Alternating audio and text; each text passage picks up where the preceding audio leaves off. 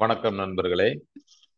நாளை 12/7/2025 TNPSC group 4 exam. அதுக்கு எல்லாம் தயாராகிருப்பீங்க. உங்களுக்கான ஒரு சில முன்னறிவிப்புகள் தான் இப்போ சொல்லலாம் அப்படின்ட்டு இருக்கோம். அதாவது நாளை 12/7/2025 நடைபெறக்கூடிய அந்த டிஎன்பிஎஸ்சி குரூப் 4 எக்ஸாமுக்கு என்னென்னலாம் எடுத்துட்டு போகணும் அப்படின்றத தான் நம்ம இப்போ இந்த வீடியோவில் பார்க்க போகிறோம். எல்லாமே நல்லா படிச்சிருப்பீங்க அப்படின்னு நம்புகிறோம்.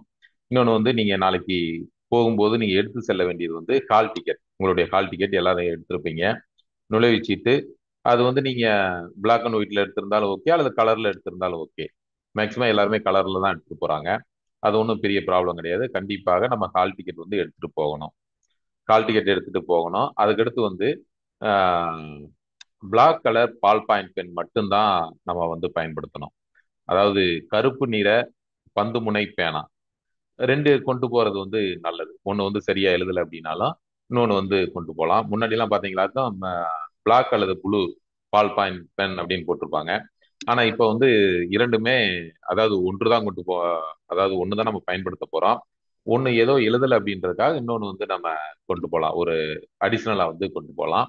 அது கருப்பு நிற பந்து முனை பேனா, அது மட்டும்தான் நம்ம கொண்டு போகணும். அதுக்கடுத்து அடையாள சான்று. இது நீங்க ஆதார் அட்டை கொண்டு போறது நல்லது. எல்லாமே ஆதார் அட்டையை வச்சுதான் நீங்க அப்ளை பண்ணியிருப்பீங்க.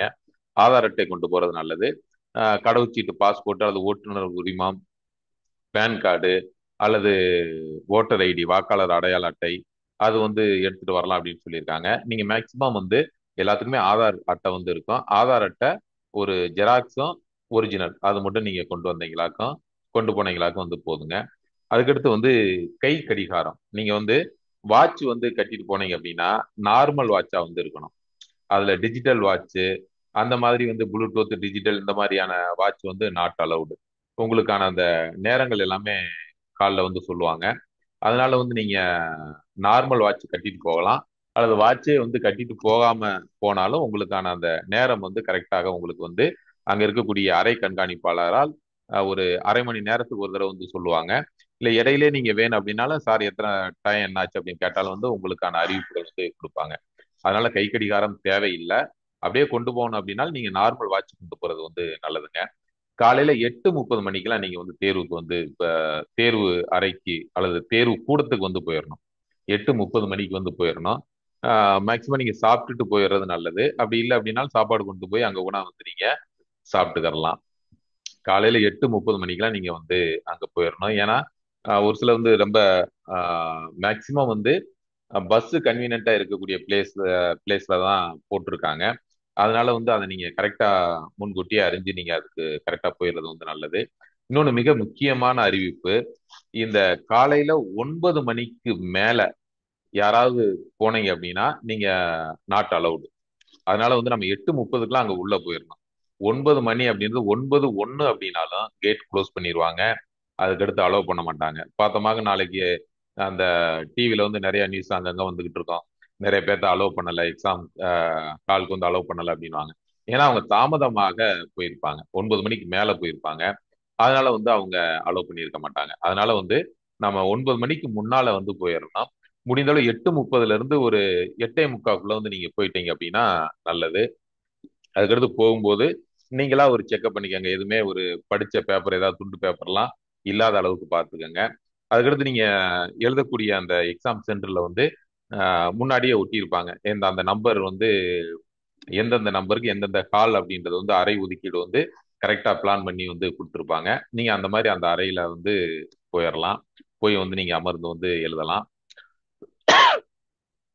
அதுக்கடுத்து பாத்தீங்க அப்படின்னா ஒரு சிலர் சீக்கிரமாவே போய் 7 மணி 7:30க்கெல்லாம் போய் உள்ள உட்காந்து படிப்பாங்க. அப்படியே நீங்க படிக்கிறதுக்கான வசதிகள் இருந்துச்சாக்க உள்ள உட்காந்து படிக்கலாம்.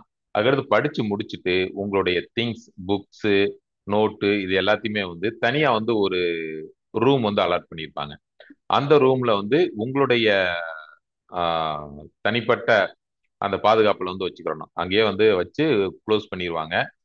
ஒரு தனி அறை கொடுத்துருப்பாங்க. நீங்க அங்க உங்களுடைய புக்கு, நோட்டு எல்லாத்தையுமே நீங்க அங்க வச்சுக்கிறலாம். அதுக்கடுத்து 9 மணிக்கு உள்ள போயிருந்தேங்க. அதுக்கு மேல போன அப்படின்னா அலோவ் பண்ண மாட்டாங்க. அதுக்கடுத்து இந்த எக்ஸாம்ல எல்லாமே நல்லா படிச்சிருப்பீங்க. 100 மார்க்கு 100 கொஸ்டின் வந்து ஜென்ரல் தமிழும், அதுக்கடுத்து 100 வந்து ஜிகே ஜென்ரல் நாலேஜ் வந்து கேட்பாங்க. அதுக்கடுத்து ஏபிசிடிஇ அப்படின்னு வந்து முன்னாடிலாம் நான் பார்த்தீங்களா 4 ஆப்ஷன் தான், ஏபிசிடி மட்டும்தான் இருக்கும். இப்போ இ அப்படின்னு ஒரு ஆப்ஷன் வந்து கொடுத்துருக்காங்க. இதுல எதுவுமே தெரியல அப்படின்னா வந்து நம்ம இ வந்து ஆன்சர் பண்ணிடலாம். முடிஞ்ச அளவுக்கு இ ஆன்சர் பண்றது வந்து நீங்க தவிர்க்கிறது நல்லதுங்க. ஏன் அப்படின்னா இதுக்கு வந்து நெகட்டிவ் மார்க் அப்படின்றது கிடையாது. இப்போ ஒரு கொஸ்டின் தவறா பண்ணிட்டோமாக்கா ஏதாவது மார்க் எடுத்த மார்க் குறைஞ்சிருமா அப்படின்றது வந்து கிடையாது. நெகட்டிவ் மார்க் என்பது வந்து கிடையாதுங்க.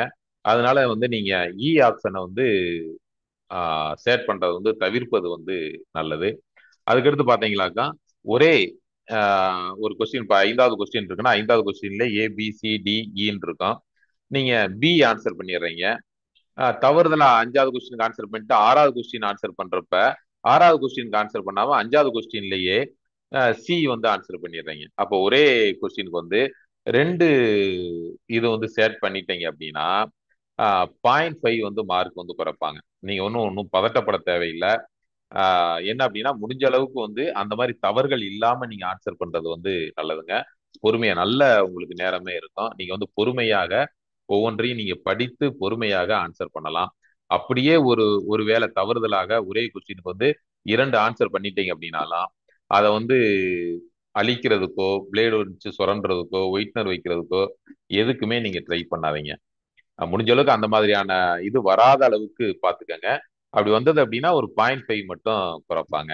அதுக்கடுத்து இதுக்கு முந்தின எக்ஸாம்ல இருந்ததை விட இப்போ ஒரு சில மாற்றங்கள் வந்து கொண்டு வந்திருக்காங்க. நீங்களே வந்து லாஸ்ட்ல வந்து சேட் பண்ணணும். ஏல எத்தனை கொஸ்டின் ஆன்சர் பண்ணியிருக்காங்க, பி எத்தனை கொஸ்டின் ஆன்சர் பண்ணியிருக்காங்க, சி எத்தனை கொஸ்டின், டி எத்தனை கொஸ்டின், இ எத்தனை கொஸ்டின் அப்படின்னு வந்து ஷேர் பண்ணணும். இது வந்து முன்னாடி இருந்த பழக்கம். ஆனா இப்போ வந்து அந்த இதை வந்து எடுத்துட்டாங்க. அதுல வந்து எல்லாத்துக்கும் சிரமம் இருக்குது அப்படின்றதுனால அதை எடுத்துட்டாங்க. மொத்தமா நீங்க எத்தனை கொஸ்டின் வந்து ஆன்சர் பண்ணியிருக்கீங்க, 200 மட்டும் போட்டா வந்து போதுங்க. மற்றபடி எதுவும் நீங்க தேவையில்லை. முடிஞ்ச அளவுக்கு வந்து எல்லா கொஸ்டினுமே நீங்க ஆன்சர் பண்ணுங்க. எல்லா கொஸ்டினுமே வந்து ஆன்சர் பண்ணுங்க. படிச்சு நீங்க ஃபர்ஸ்ட் என்ன பண்றீங்க அப்படின்னா படிச்சு தெரிஞ்ச கொஸ்டினா ஆன்சர் பண்ணிருங்க. அதுக்கடுத்து லாஸ்ட் ஒரு ஹாஃப் அன் ஹவர்ல வந்து மீதி தெரியாத கொஸ்டினுக்கு வந்து முடிஞ்ச அளவுக்கு ட்ரை பண்ணி திங்க் பண்ணி யோசிச்சு வந்து நீங்க ஆன்சர் பண்ணுங்க. அப்படியும் ஒரு வேளை தெரியலையா ஏதாவது ஒரு ஆன்சர் வந்து நீங்க போட்டுட்டு வந்துடலாம். முடிஞ்ச அளவுக்கு ஆப்ஷன் இ ஆப்ஷனை வந்து போடுவதை தவிர்ப்பது வந்து நல்லதுங்க. மீதி எல்லாத்தையுமே நீங்க ஆன்சர் பண்ணீங்க அப்படின்னா ஒருவேளை ஒரு 10 கொஸ்டினுக்கு தெரியாம நீங்க ஆன்சர் பண்றீங்க, 10ல ஒரு 4 5 கூட அது வந்து சரியான விடையாக வந்து இருக்கலாம். அது வந்து நம்மளுடைய அந்த பணியை நியமனம் செய்வதற்கு அது ஒரு காரணமாக இருக்குங்க. அதனால வந்து அனைத்து கொஸ்டினையும் ஆன்சர் பண்ணுங்க.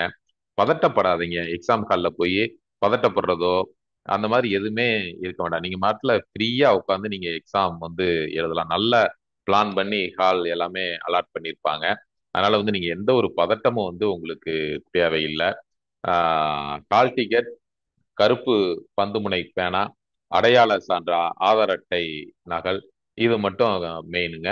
அதுக்கடுத்து வந்து காலையில 8:30 மணிக்கு போயிடுறது வந்து ரொம்ப நல்லதுங்க. 9 மணிக்கு பின்னாடி போனீங்களாக்கா அலோவ் பண்ண மாட்டாங்க. அதை வந்து ரொம்ப கவனத்துல வந்து எடுத்துக்கங்க. எத்தனையோ லட்சம் பேர் எழுதலாம். ஆனா இருந்தாலும் நம்ம நல்லா படிச்சிருக்கோம் அப்படின்றத வந்து அந்த எக்ஸாம் ஹால்ல அந்த 3 மணி நேரத்துல தான் நம்ம வந்து வெளிப்படுத்துவாங்க. அதனால வந்து அந்த 3 மணி நேரத்துல வந்து நீங்க பதட்டம் இல்லாம ஃப்ரீயா எழுதுனீங்க அப்படின்னாலுமே ஏற்கனவே படித்த அந்த பாடப்பகுதிகள் எல்லாமே உங்களுக்கு நினைவுக்கு வரும். கண்டிப்பா வந்து நீங்க நல்ல முறையில வந்து தேர்வு எழுதி வெற்றி பெறுவீர்கள் அப்படின்னு சொல்லி உங்கள் அனைவருக்கும் வெற்றி பெற வாழ்த்துக்களை தெரிவித்துக் கொண்டு இதோடு இந்த காணொலியை வந்து நம்ம நிறைவு செய்யறோங்க. நன்றி, வணக்கம். அனைவரும் வெற்றி பெற வாழ்த்துக்கள்.